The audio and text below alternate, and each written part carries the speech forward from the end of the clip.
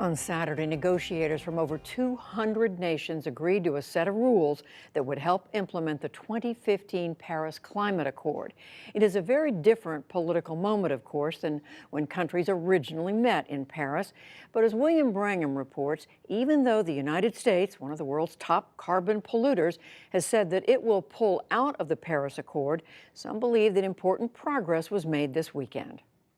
With the Paris Accord, the world's nations agreed to try to slow their carbon emissions to keep global warming under 2 degrees Celsius, which is about 3.6 degrees Fahrenheit. Above that, scientists say, the damage will be even more intense. Food shortages, massive droughts, and hugely destructive sea level rise. The conference that just ended in Katowice, Poland, helped set some ground rules for how that Paris Accord will be implemented. Diplomats agreed on a common set of standards to measure their own emissions as well as their own goals. It asks countries to further limit carbon emissions in advance of the next meeting in 2 years, and it calls on wealthier nations, those that created this problem, to address how they'll help the poorer nations that are disproportionately hurt by climate change. Nat Keohane is Senior Vice President of the Environmental Defense Fund, and he attended the talks in Poland over the last few weeks. Nat, thank you very much for being here. I wonder if you could just give us a sense of what is your sense of the greatest accomplishment that came out of Poland? So you mentioned it. It's that rule book that requires countries to transparently report their emissions, to report how they're doing against the commitments they've made. And the reason that's so important is because we know we need to ratchet up ambition, take much deeper cuts in climate pollution and the greenhouse gas emissions that are warming the planet. And the way to do that is for countries to build confidence and trust that other countries are doing what they said. That's why that transparency rulebook that they agreed in Poland is going to be so important.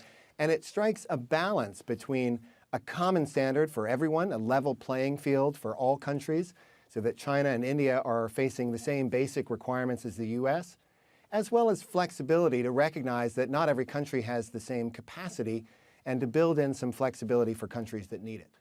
There was some concern going into this, I know, that with the U.S. pulling out of the Paris Accord, and basically the second largest emitter of carbon in the world saying we're going to go home and we're not interested, that would have a knock-on effect and that other countries might follow suit. Did that actually happen? So it was interesting because you saw really 2 U.S. delegations show up in Poland. The one delegation was the professional negotiators who really were looking out for U.S. interests in the negotiating rooms throughout the 2 weeks. And they're the ones who scored such a big victory for the planet and for the U.S. with those strong transparency rules we just discussed.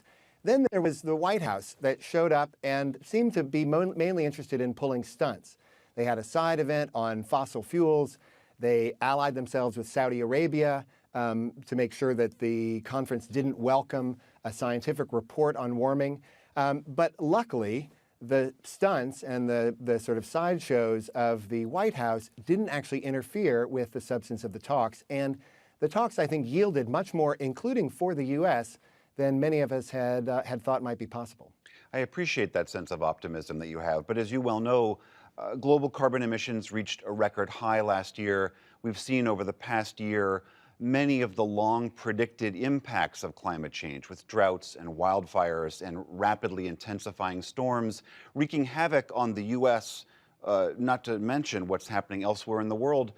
There are still many in the environmental community and the scientific community who argue we are just not doing nearly enough.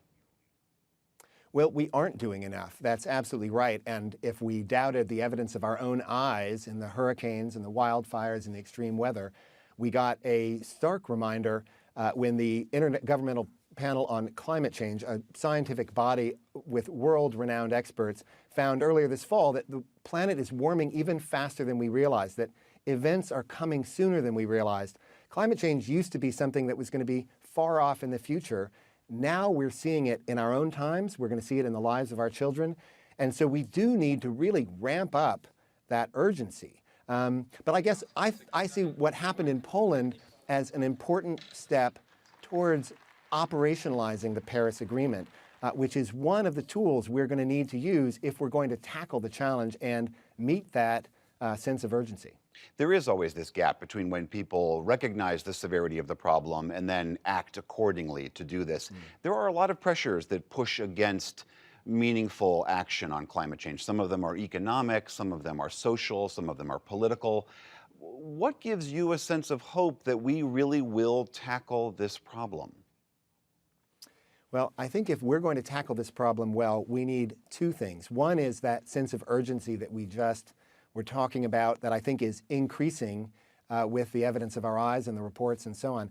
But the other is a sense that there are solutions out there, that we have what it takes if we put our minds to it, if we put the resources to it to address this problem.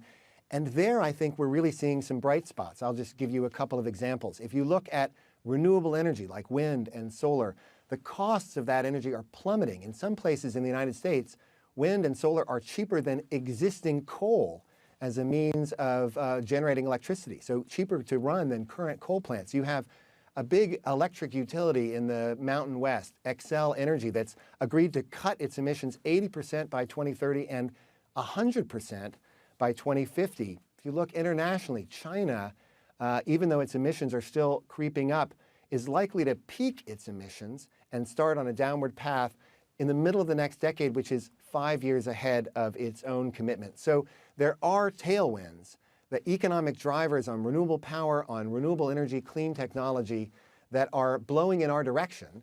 And I think that's what gives me some optimism that we have the solutions we need if we can match them to that sense of urgency we should all have. All right, Nat Keohane of the Environmental Defense Fund, thank you very much. Thanks for having me.